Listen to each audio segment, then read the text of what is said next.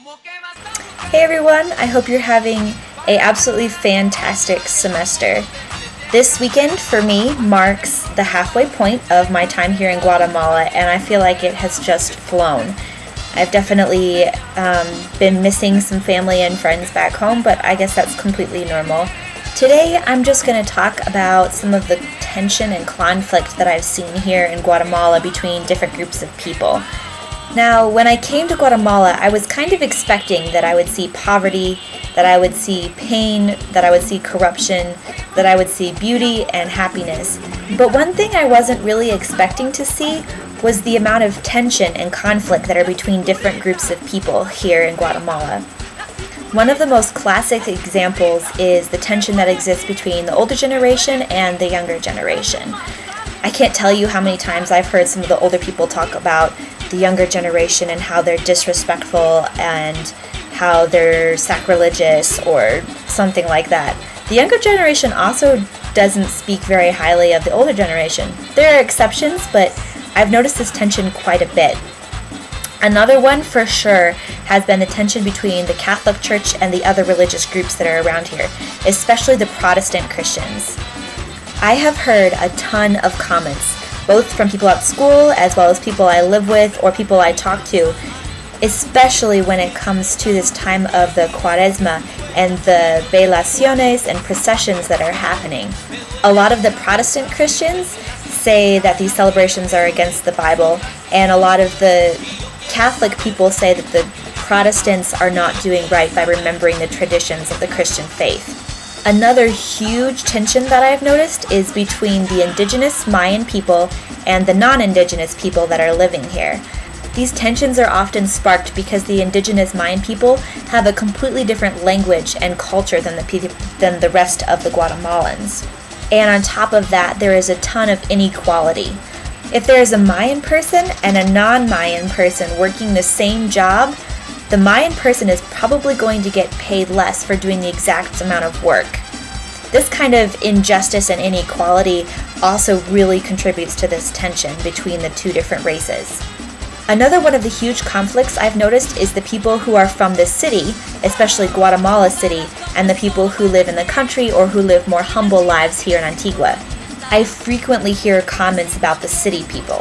Oftentimes, people from the city come down to Antigua for like the weekend. They're just going on vacation, but they tend to litter, they talk crudely. So the people of Antigua have a lot of prejudice against the people from Guatemala City who come down to visit for the weekends. Part of what contributes to this is money, because the people who live in the city tend to be better off financially and have more money than the people who are living in Antigua or in the countryside. And the final area I've noticed a lot of conflict in is outsiders or tourists versus the people who live here. I am kind of in a unique situation because the people who know me see me as being a local, a friend, someone who lives around here. But if I'm in the market and I walk up to a vendor who doesn't know me, all that person sees about me is that I am white-skinned and a foreigner. To her, I'm just a tourist. When it comes down to it, the people in Antigua have kind of a love-hate relationship with tourists, because tourists are the reason most of the people here have a job, because they work in the tourism industry. They sell something to tourists, they provide a service, they fix food, or give them a place to stay.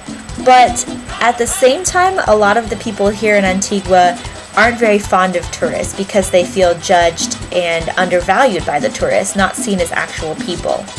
So these are just a few of the tensions I've noticed and been kind of surprised by.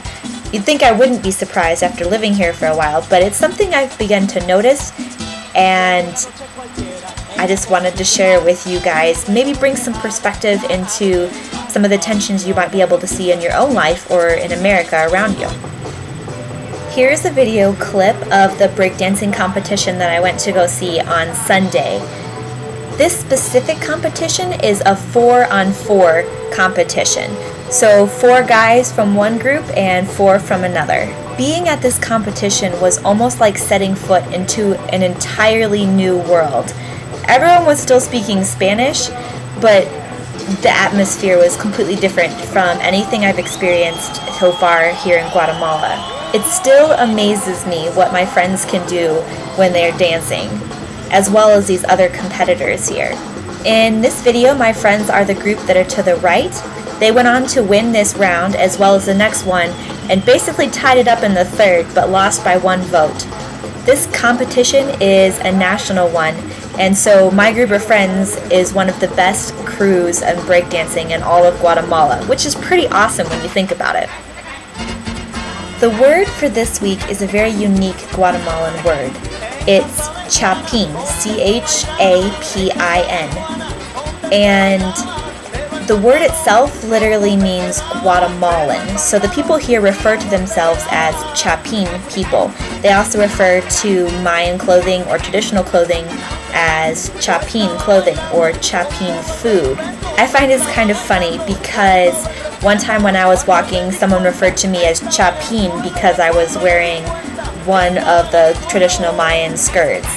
I also have a friend here who refers to me as the chapin gringa sometimes. Chapin meaning Guatemalan and gringa meaning foreigner, so I'm a Guatemalan foreigner. Not sure how that works out. Chapin is just a very cool sounding word that Guatemalans use to refer to things that are from Guatemala. So that's it for this week.